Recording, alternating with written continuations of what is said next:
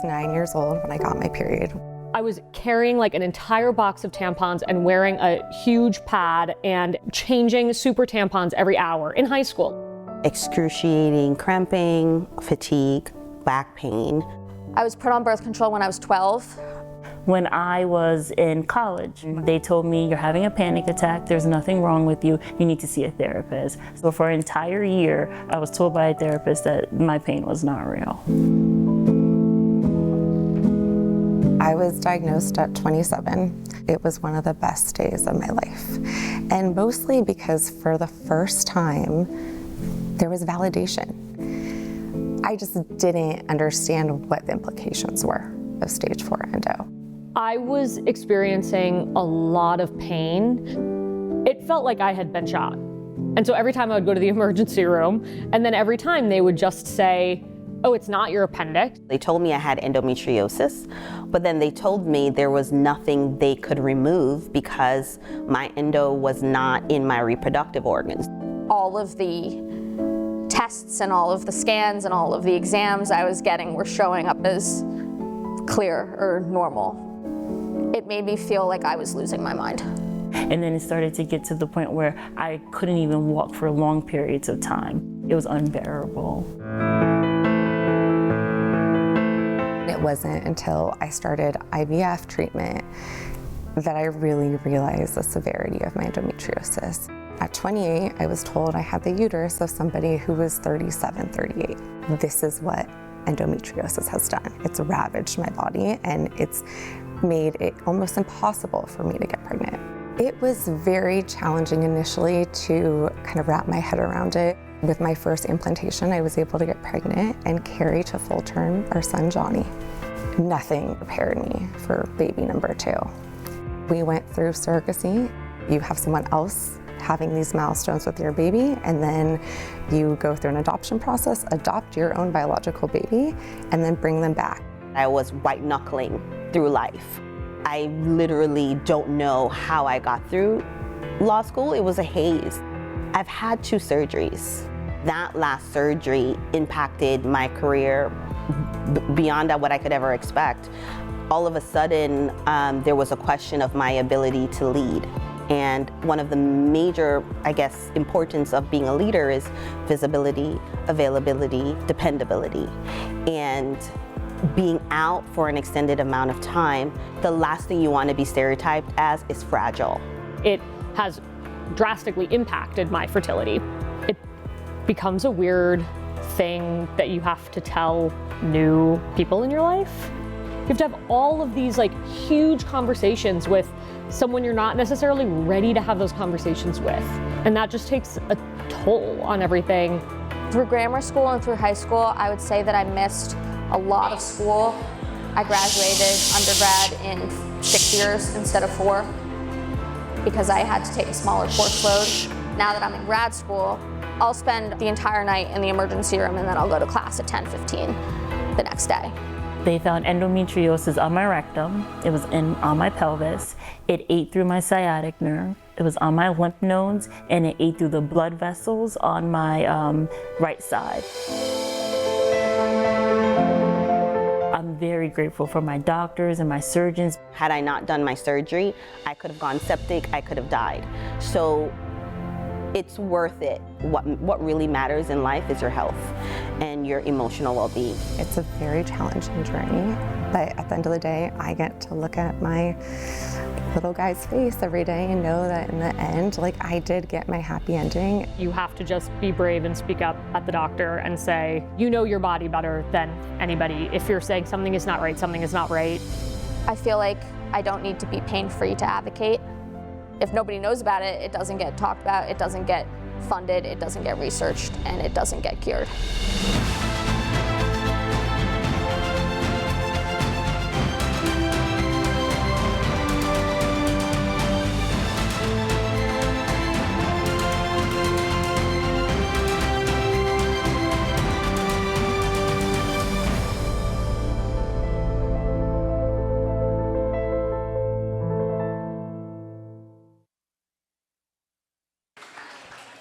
Please welcome journalist, EndoFound ambassador, and the executive producer and host of Endo TV, Diana Falzone.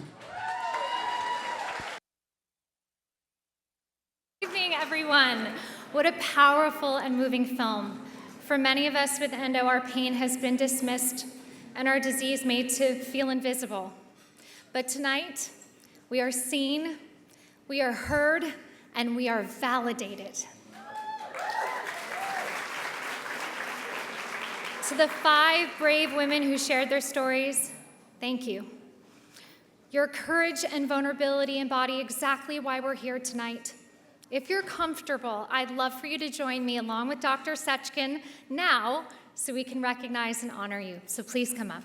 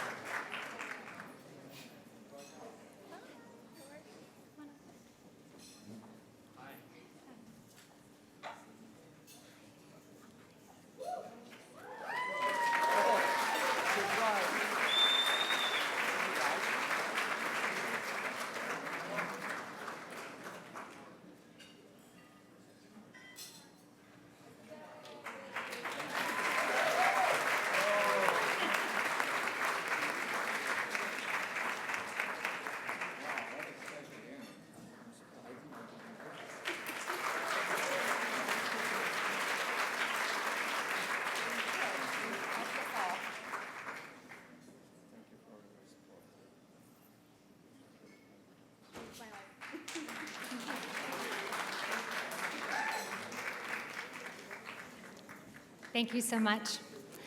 I'm Diana Falzone, a journalist, mother, EndoFound ambassador, and a woman living with endometriosis. It is my honor to welcome you to the Endometriosis Foundation of America's Blossom Ball, an evening of celebration, community, and giving. Tonight, we're raising critical funds to support EndoFound's 4 pillars: research, education, awareness, and advocacy. These are the foundations that drive change and bring us closer to a world where no one suffers from endometriosis without support, answers, or care. Thank you for being a part of this movement. Now, it is my pleasure to introduce someone who has dedicated his life, and I mean his life, to advancing the care and understanding of endometriosis. Dr. Tamer Seckin is the co-founder of the Endometriosis Foundation of America and a true pioneer in the diagnosis and surgical treatment of this incredibly complex disease. His tireless work has brought hope to thousands of women and those born with a uterus who were once dismissed or misdiagnosed, including me. I'm one of the 1 in 10 living with endometriosis. And just when you think he's done it all, he takes another bold step forward. Only 2 weeks ago, EndoFound partnered with Cold Spring Harbor Laboratory to launch the Seckin Endometriosis Research Center for Women's Health, a groundbreaking, that's right. A groundbreaking $20 million initiative focused on advancing endometriosis research and transforming care for millions of women. That's right, he's still changing the game, still pushing boundaries, and still making history. Please join me in welcoming my friend, our champion, and global leader in women's health, Dr. Tamer Seckin.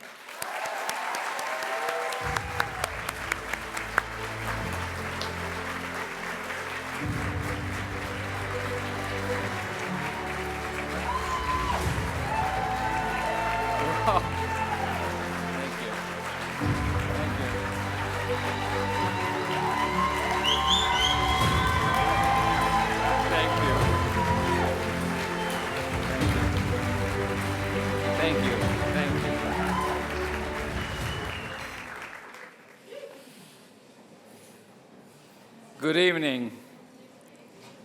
Good evening, everyone. How exciting, how amazing to see you, all of you here tonight. This is our 13th year at Blossom Ball, a night of gratitude, a milestone in the making. Your presence here truly represents at least 200 million women with endometriosis around the world. and your support truly makes difference. Endometriosis is a disease deeply tied, it's hard to say, deeply tied to menstruation. And in the history of humankind, menstruation marked women as, unfortunately, impure, unstable, untrustworthy. What should have been biology became stigma. What should have been empathy became exclusion. And endometriosis became the physical manifestation of that injustice against women. That is why EndoFound was created, to educate, advocate, and amplify the voices of women who could no longer be ignored. Together,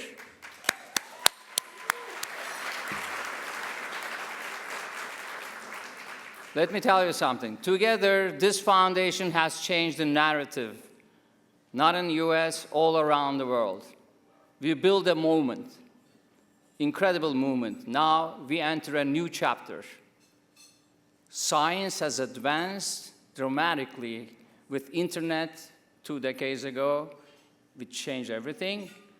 And now we live in the age of AI, huge revolution, where information is exchanged, processed at the speed of light. You know, you all know about Ozempic, right? Ozempic and Monjuno. You know, one molecule changed the course of obesity. And with that one molecule in 1 month let people lose 30 pounds. More than that, it is going to be preventing probably diabetes. Possibly we may be leading longer life. It will define our longevity. That means no lap band surgeries for surgeons. In the same way, that one molecule may change everything about endometriosis too. We're hoping for that, because endometriosis is a molecular disease, genetic, familial, and hereditary.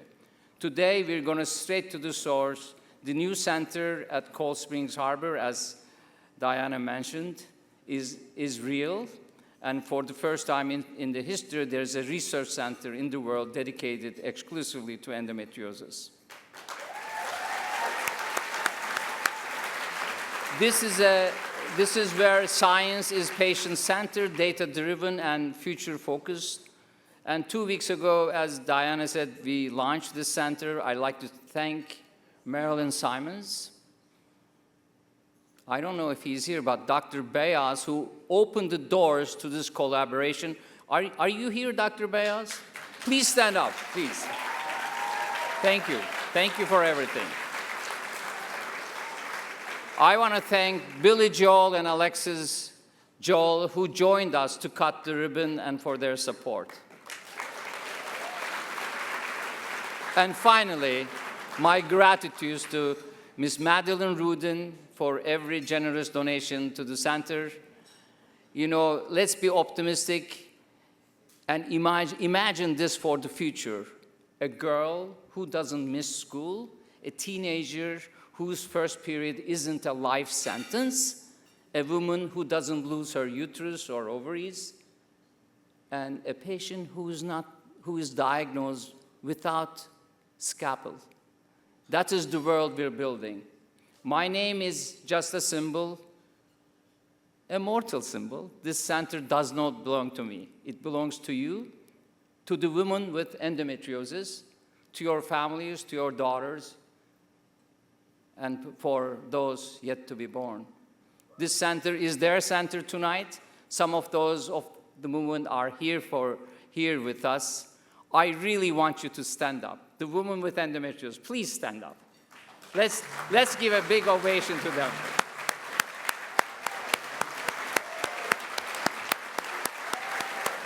Thank you. Thank you. And now, such a great, courageous woman. And now, as I'm finishing, let me offer my deepest thanks to those who made this possible. Of course, Padma, who couldn't be here. She always apologizes, and we accept that. Our new EndoFound chair, Dr. Bayram Pirai is here.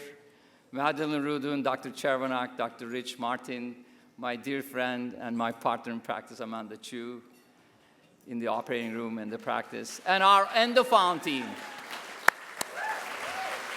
Jean, Sarper, Claire, Andrew, thank you so much. Claire, Leslie. To my office team, they are here, thank you. And to my wife and my children, thank you for supporting this mission year after year. Thank you.